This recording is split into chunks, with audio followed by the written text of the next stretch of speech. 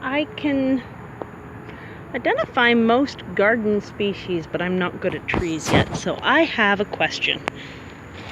Again. And that is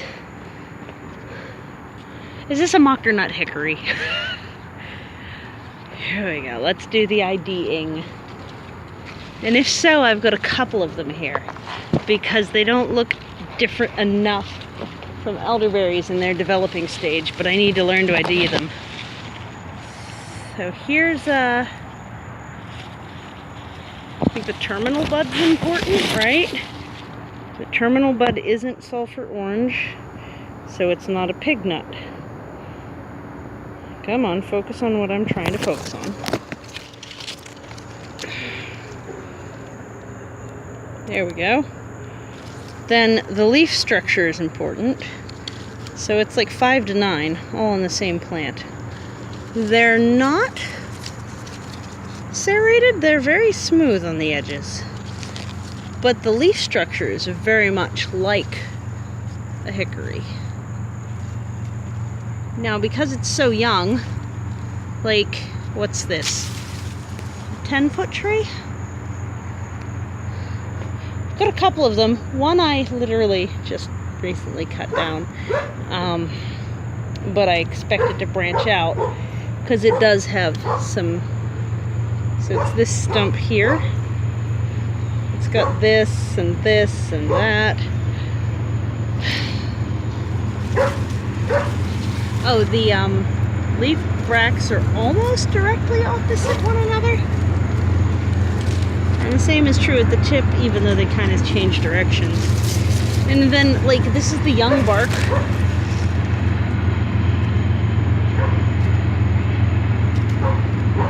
And then the slightly older bark, because these aren't old enough to have the full age bark.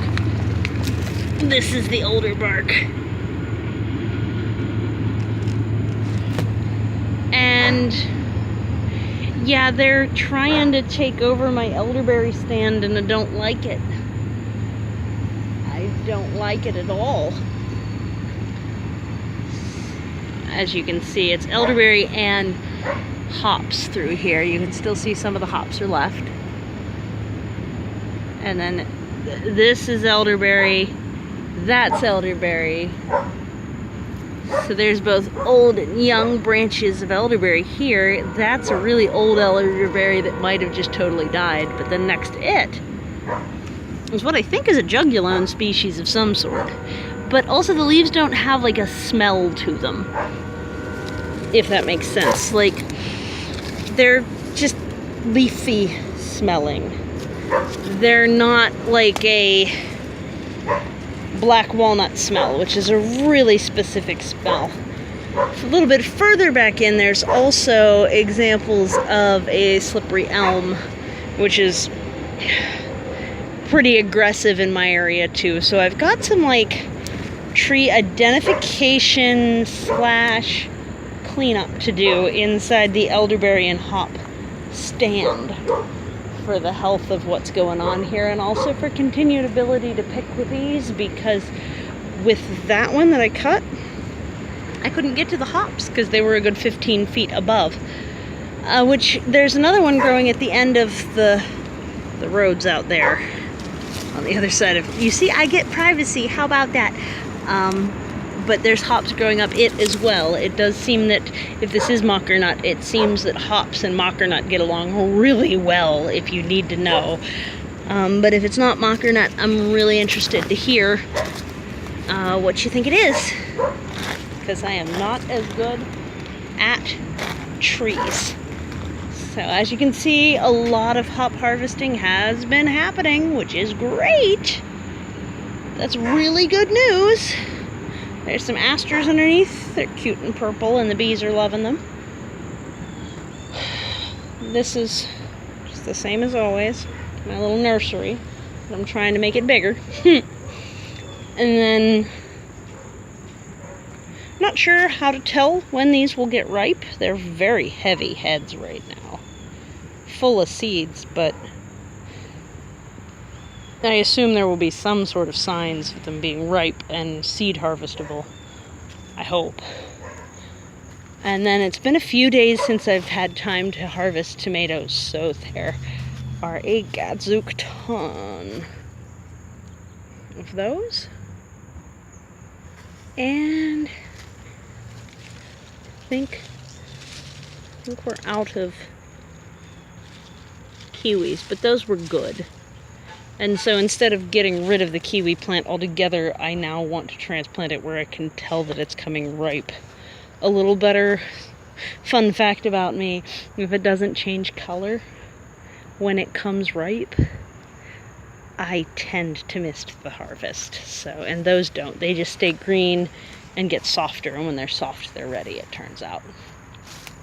This was the suspect possible American lettuce, which is a native, and I need to do some research. Probably gonna go on Green Dean's website, eat the weeds, and figure out if I've got American lettuce or if I've got just a weed.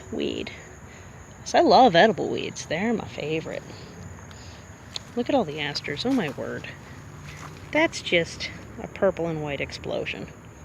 What happened over here? I'm amused. And the neighbors actually cleaned up their garden. That's not mine. Oddly, my cherry trees decided that green at the tips of everything is what we're doing right now. Dropping all our leaves in July is what we're doing every year. This one's already starting to drop most of its leaves too, but it cuts a little more on time because it was green until last week. And a lot of things started to go dormant, and then we got a hot spell. And then there's this poor little babe right here that I hurt. I hurt this poor plant. So, and apparently I need to retie this so that it stays out, because I think I'm going to end up having to cut this here rather than let the weight of fruit up here tear the tree right down the middle to the stump at some point when it's carrying fruit.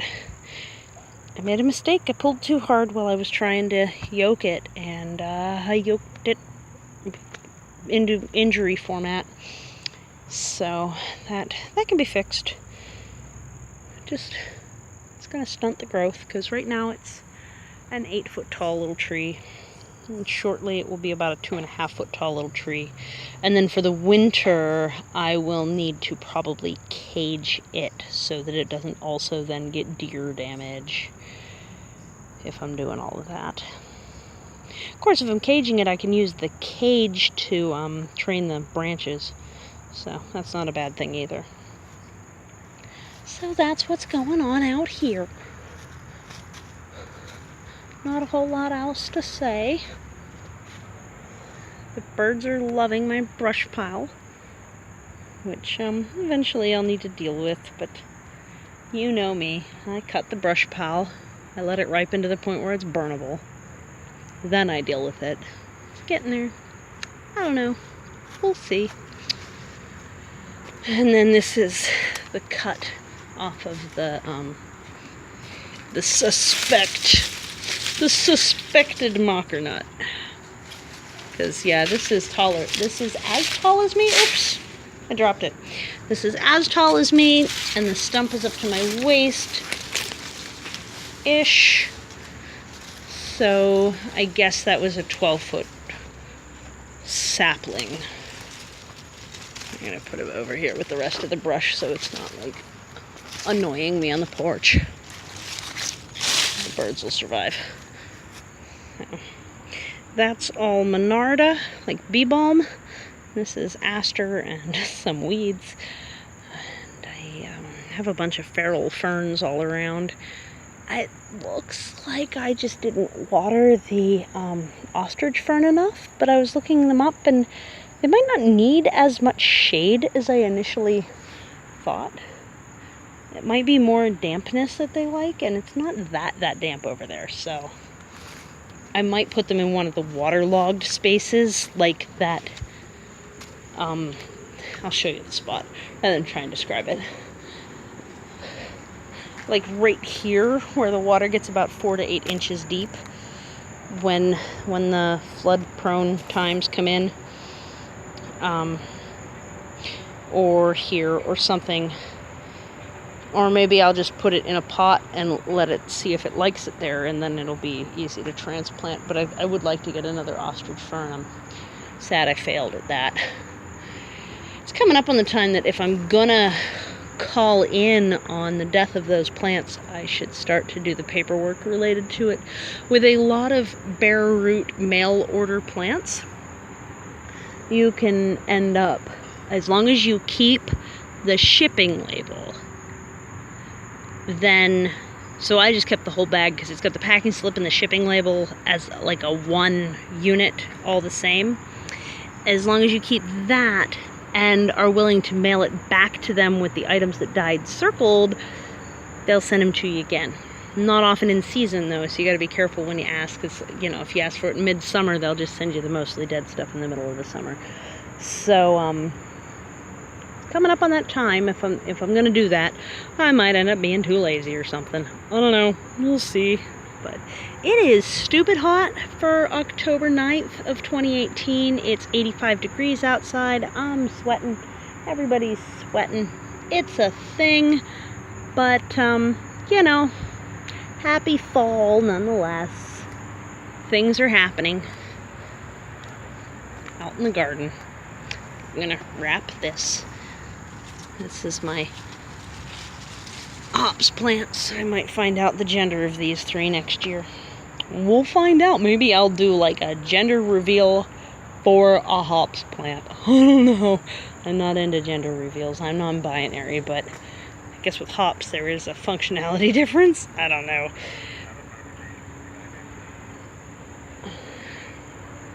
But if they're boy hops, they are probably getting trashed because those are just pollen creators. Whereas the girl hops are, you can, I think, have 7 female hops per every male and still get good cones. I think that's the ratio. I don't even plant the boy hops. They're just like wild around here. They're around enough that I'm good. So, happy fall. Somebody's on a megahorn across the river. I can hear them. I don't know if you can. But if you can, that's what that is.